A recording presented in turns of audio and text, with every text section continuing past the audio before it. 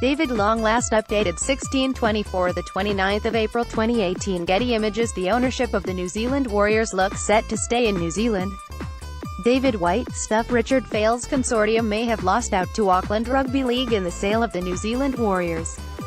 Andrew CORNAGA, PHOTOSPORT Warriors owner Eric Watson, with coach Stephen Kearney. Rugby League. The New Zealand Warriors will soon be sold to the Carlaw Park Heritage Trust, an arm of Auckland Rugby League. The deal is close to being finalised between the two groups, with current owner set to decide to sell the club to the regional body, rather than the American consortium led by Hawaiian Richard Fale.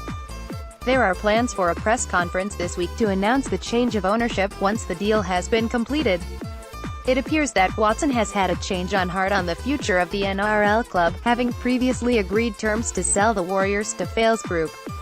Read more, done deal, Fale to buy Warriors, Warriors Anzac Day game in NZ, Fale plans trip to NZ to finalize deal on April 2nd. It was reported Hawaii-based businessman Richard Fale's consortium would be the new owners of the Warriors after reaching a verbal agreement with Watson's Cullen Investments.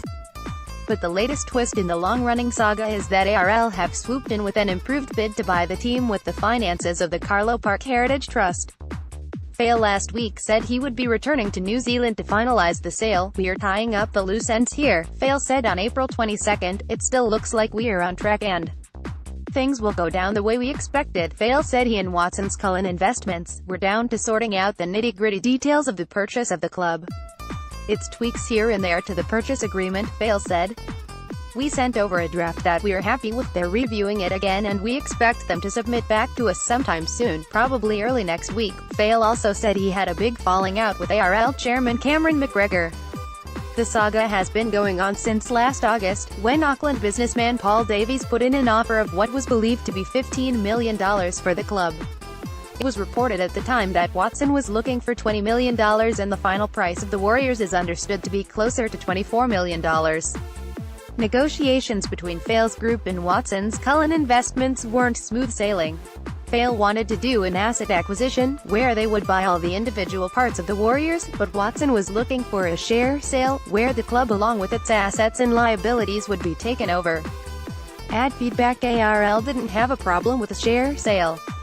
Even though they were offering less money than Fale's group, the simplicity of the sale this way appealed to Watson. The ARL had been interested in reacquiring the Warriors for some time.